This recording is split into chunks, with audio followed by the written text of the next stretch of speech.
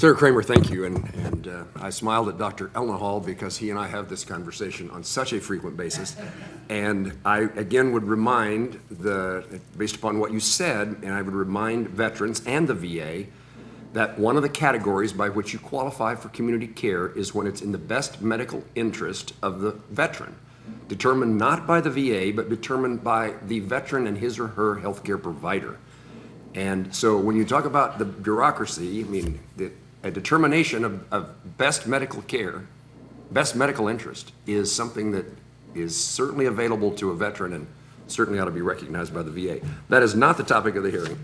And I leaned over to Senator Blumenthal because he said something that I was going to follow up on.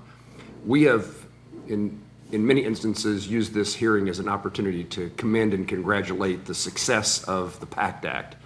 And I certainly don't have any reason not to do that. In fact, I have every reason to commend and congratulate the success by you and the people you call that are within the VA who are so qualified and capable of bringing veterans into the benefits of the PACT Act. So that is, but my point is that is not necessarily the purpose of this hearing. It's fine, but I don't want us to get off track because I still believe that process matters, and a success is a great thing, but we have our work to do in regard to how we fund so we can continue to have success in the PACT Act. I want to ask just a couple of more questions and make sure that I'm not missing something in the answers that you gave me. One of the things that I don't know which one of you said, but it was something like we chose not to meet the targets. Was that you, Mr. Jacobs? Chose not, when talking about the targets within the PACT Act, we knew we were going to exceed those targets, but we decided to proceed anyway. Am I saying something that you said, or Dr. Elnahal? Are you referring to the phased implementation of the PACT Yes, Act? Okay. I am.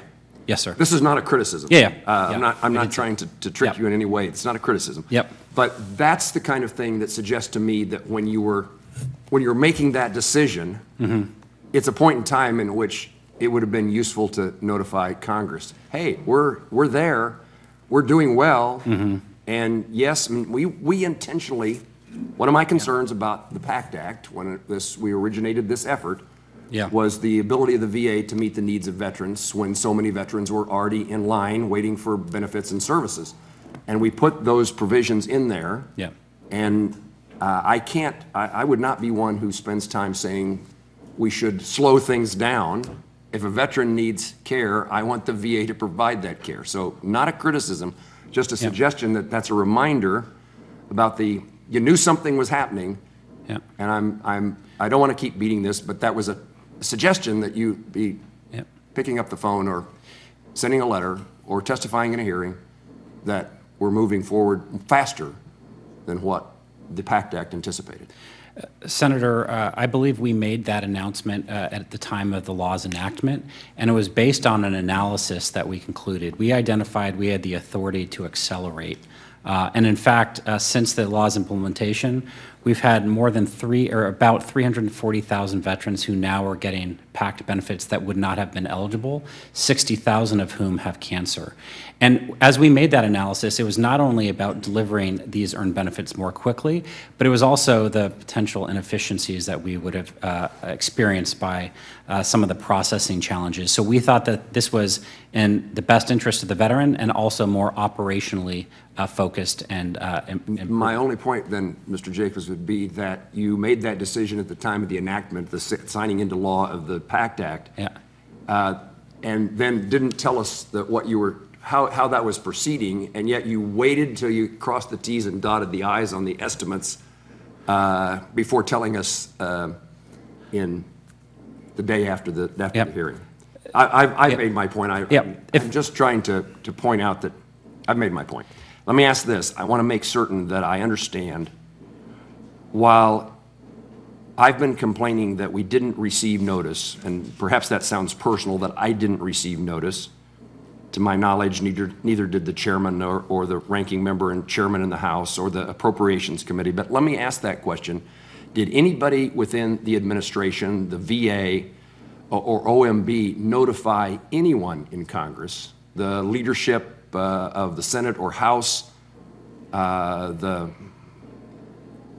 I missing something? I want to make sure that I'm complaining about this committee not being notified or the Appropriations Committee that I serve on not being notified, but maybe somebody was. And do you know anybody that would be? On the healthcare side, Senator, we have been tracking budget execution very closely, and just on our side, we did make the decision, in full disclosure, to accelerate healthcare eligibility on March 5th to many cohorts of veterans that would have otherwise qualified every 2 years leading up to 2032. And so we made that decision. Right after that decision, the Secretary testified in the budget hearings. He did mention that the budget was tight on the healthcare side, and that we would be monitoring it very closely leading into the summer, and if we ultimately needed more funding to support all the additional vets and the upgraded vets on their priority groups, that we would come to Congress. So what I can tell you is that when we identified that need, and we knew in order to maintain the outcomes and not see access get worse, veteran trust get worse, as of July, we knew we needed to actually grow our workforce, and we knew we needed to support more community care. We came forward. But that's always a month-by-month assessment that we make. I'm talking about the notification to all 4 committees in July that we made out of the healthcare system. And was anybody in Congress notified before the July notice to the committees that you just mentioned, the 4? Not to my knowledge, Senator. No one indicated this to Senator Schumer or to Chairman Murray. Not to my knowledge. And would you? No, Mr. Jacobs. not to my knowledge, but what I'd be happy to do is go back and confirm, just to make sure. I don't have all the dates, and I just want to make sure we give you an accurate answer. And then, thank you very much. And then the same or similar question, was there conversations within the VA, the administration, or OMB about not notifying Congress? Did anybody make that suggestion or request to the VA? And are you aware of any conversation that took place that was suggested by OMB or other administration officials to the VA, let's delay notifying Congress? No, Senator, the Secretary was very clear that once we had an understanding that this was a real concern, that we had an imperative to notify as quickly as we could. He made that very clear. I suppose that perhaps there's an interest in why this question, the answers to these questions matter to me. I would assume that notifying us the day after we mark up our Milcon VA bill, and perhaps that's evident. It would have been useful information for the Committee of in Appropriations. But I also worry about this debate that we have in an ongoing annual basis about what's considered domestic spending and what's considered defense spending. And what was decided without that information, or if someone had the information and others didn't, it was not a fair conclusion about how to divide. This is in broad terms, Democrats want to spend more money on domestic issues, and Republicans want to spend more money on defense. I further admit that there's a lot of confusion now in this kind of definition. There's no clear cut to what I'm saying. But when we make the decision about what's defense and what is domestic, veteran spending is always something that can be one or the other. And I'm trying to find out whether someone is playing a game with Congress to make a different outcome than the one that we made. I know, Senator, that in the president's budget, we've requested for multiple years having actually a third budget category for VA medical care so that it wouldn't necessarily be entering the debates on the non-defense discretionary side. And so I know that Congress has considered that before. We still think it's a good idea so that, you know, veteran medical care funding isn't taking away from other really important agencies that serve the American people.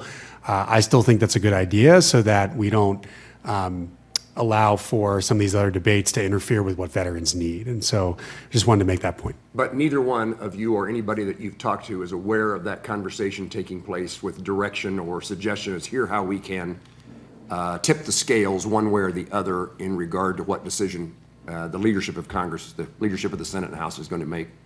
No, again, not to my knowledge, Senator, and We are requesting VHA's supplemental funding in the form of the Toxic Exposure Fund because we believe that all of that funding will be needed to serve veterans with exposure to toxic substances. That's a very important requirement for the TEF account, and we believe all of it would be used for veterans with toxic exposure. Thank you. Mr. Jacobs, anything? No, sir. That you have the same answer that you're Yeah, unaware correct. of? I was not aware of anything. Yeah. Thank you.